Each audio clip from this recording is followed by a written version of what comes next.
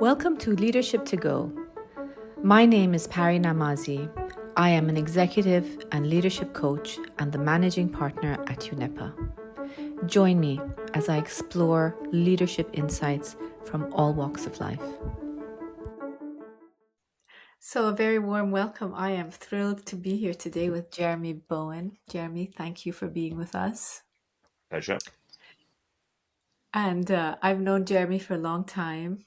And I think the history of how I know you, Jeremy, is years ago when I was doing my PhD research. I think I came to you as one of my case studies. At that time, you were involved in Iran, and in the Castrol joint venture. And I remember I learned so much from you.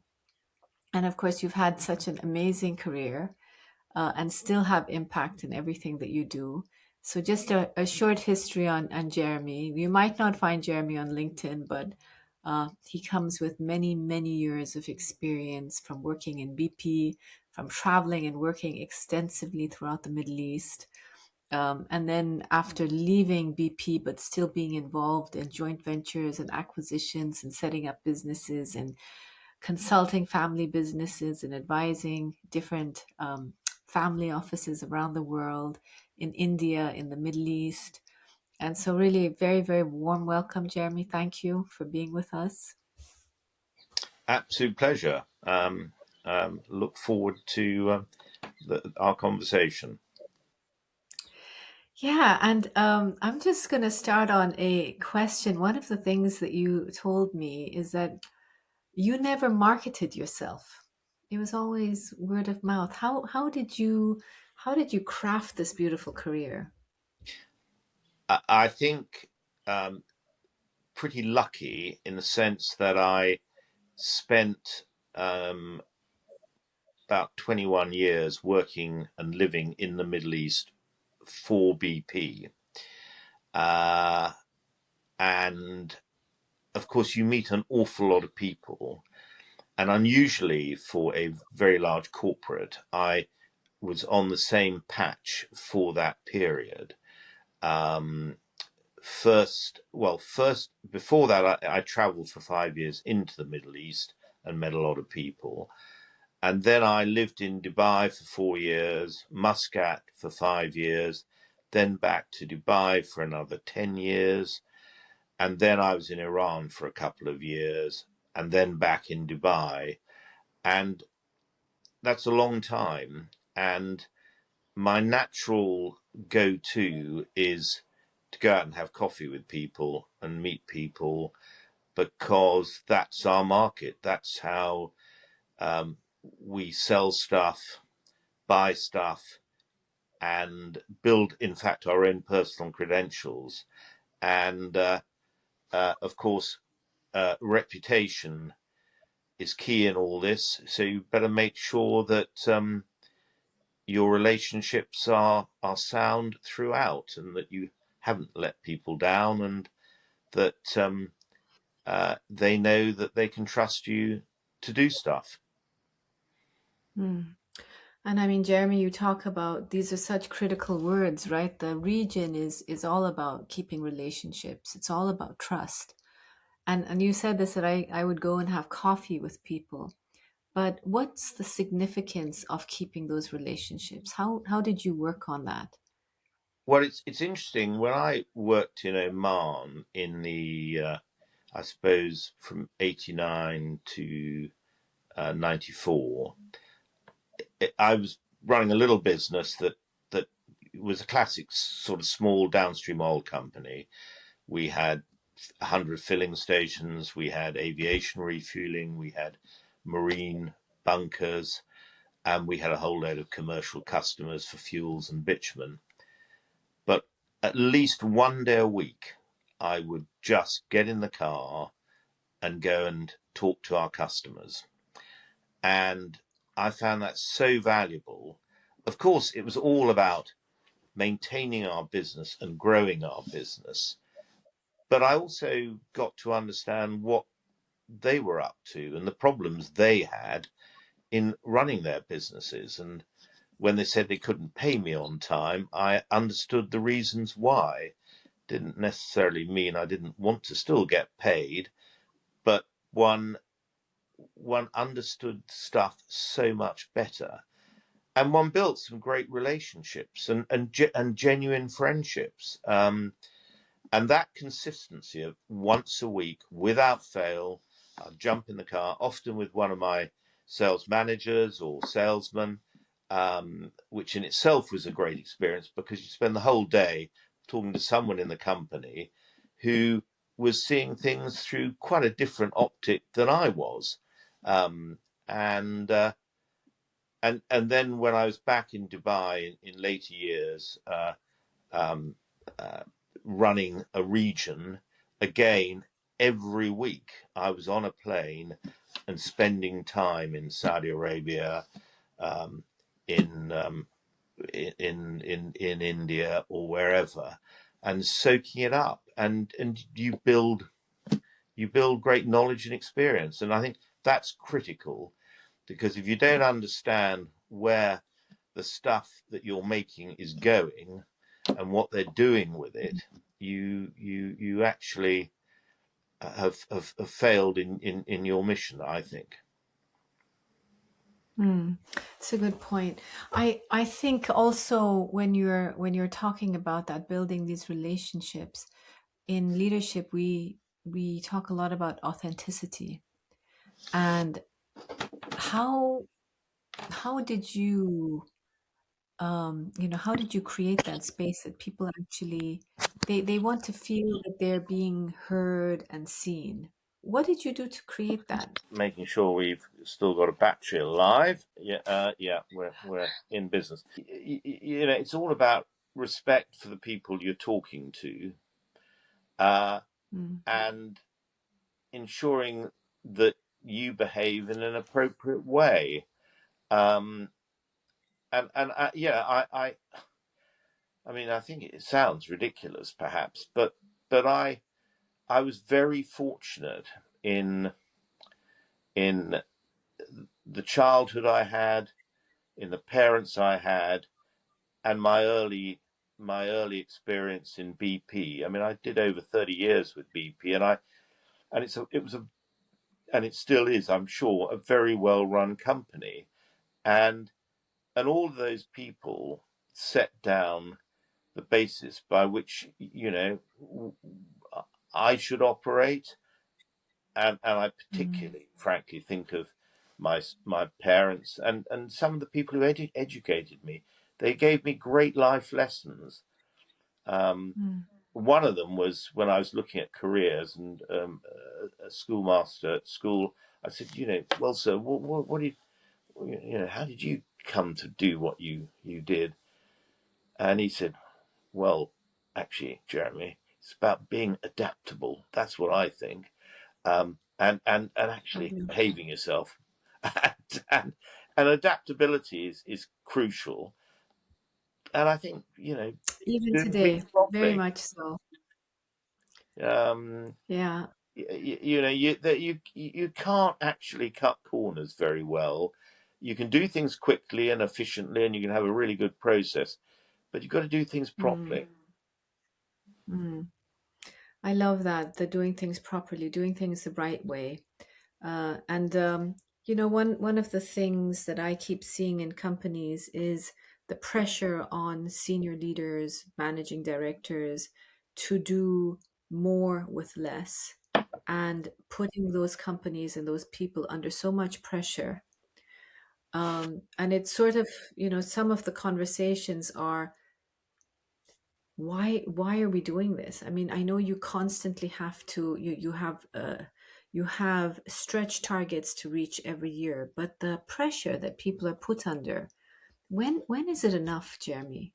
From your experience, when is that enough? Um, yes, it's a very interesting thing, the whole business of performance management and just getting more out of a business for less. And there does come a point where you do have to push back, um, but you've got to push back in a very coherent way, and and sometimes you're dealing with a management. Well, not generally speaking, managements you can find some sense in it all, but usually it's a particular powerful individual within a management who's pushing perhaps the boundaries too hard and too fast. And it's then about building a story that is coherent, that you can go to those around that individual manager to say, actually, this is as much as we can do. And if you're going to do any more, there's going to Mm, be damage to the business, and most importantly, to the reputation of the business. Um, this is where we have to stop. Um, Unless, of course, you've got a much better idea.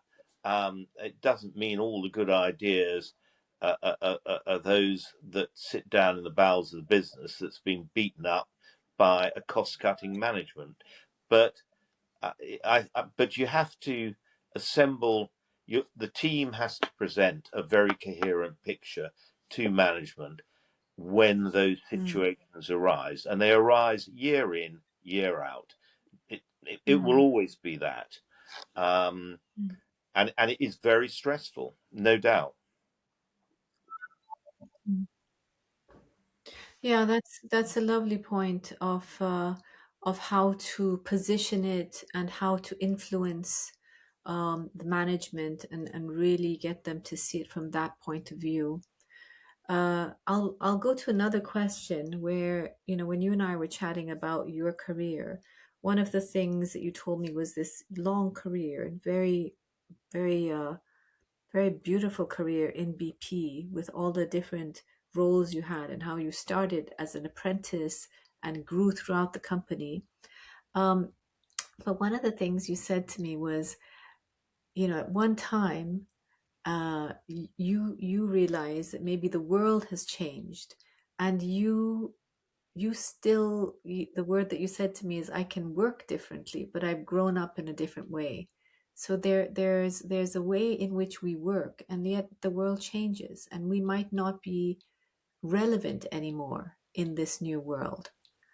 How how did where did you find that time for you? Where was it time to move on, and what gave you that direction to move on? Well, yeah, I think partly the decisions are made for you. Uh, that you no longer fit, and that doesn't mean you were a bad employee at all. It simply means that the employer is looking for a different set of skills to take the business in a new direction. And um, and I think, yeah, there comes a time when we all kind of know, actually maybe I should be doing something different. And uh, I think one of the benefits of being in large corporations is you're very aware of that it's a policy change, if not annually. It's certainly every couple of years, massive reorganizational change, and so you've had to stay adaptable all the way through, and then you finally get to that moment where your ability to adapt um, is probably uh, insufficient for the role the company might want to be done in the future. But that doesn't mean there aren't other things you can do, perhaps within the Yeah. company, but also on the outside. And it's that it's it's that um, that sort of aha moment that you suddenly think, well, actually, I can do other stuff. And of course, also you've got other influences around you, your family. Um, I mean, for Joe, my wife, who had spent far too long, in her view, in the Middle East, um, it was a thought. Well, actually, it's time we went home. And so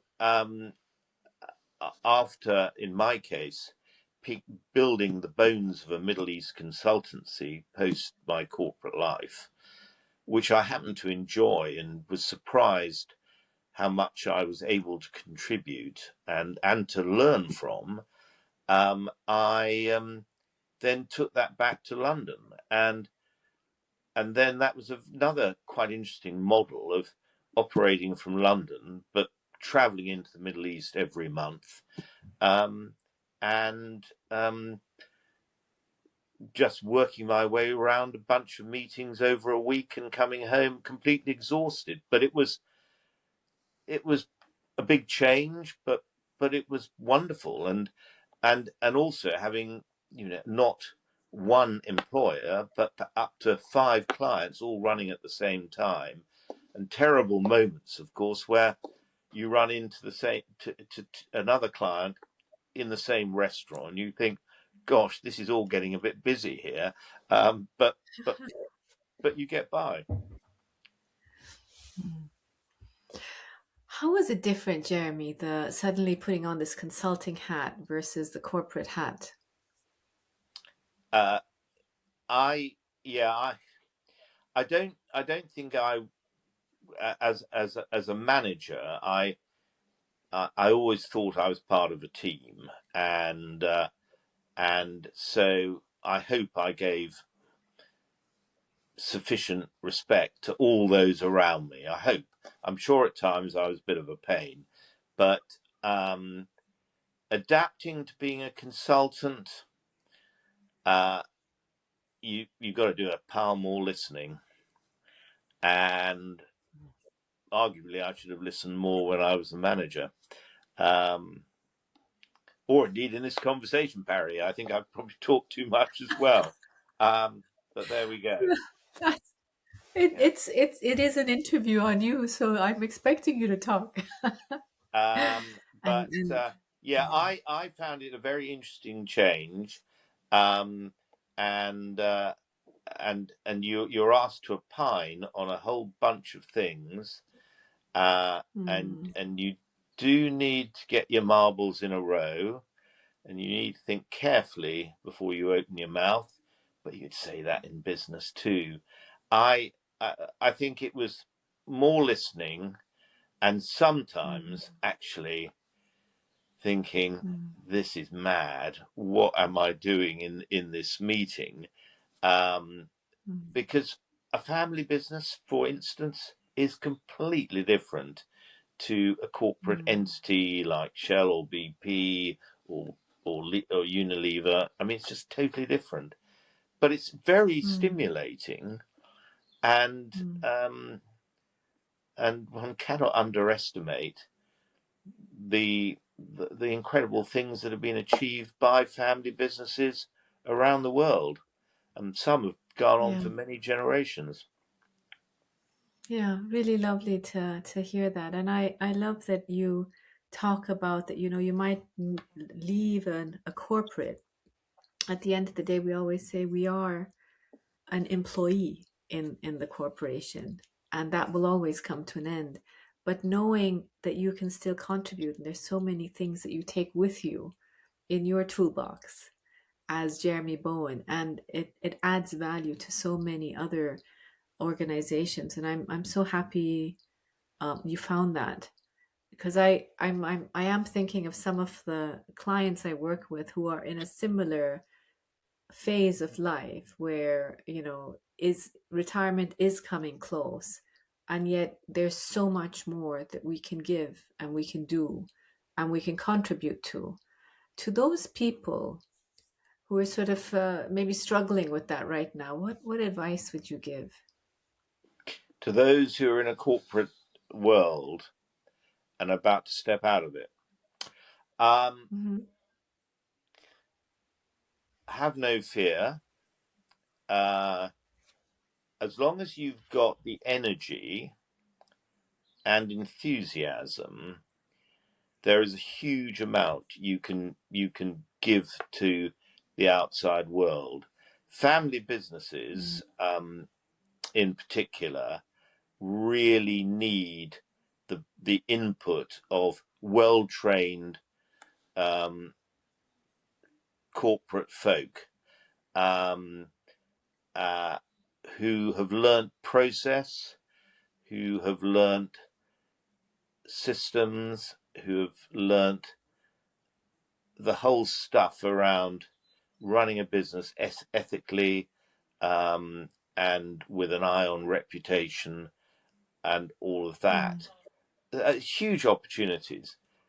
Also, I mean, actually, I do charity work, and again, when I mentor young people, and I've got 5 at the moment, young graduates who actually, and these are from disadvantaged backgrounds. I mean, you can add a huge amount to their knowledge of the world by sharing some of your own stories.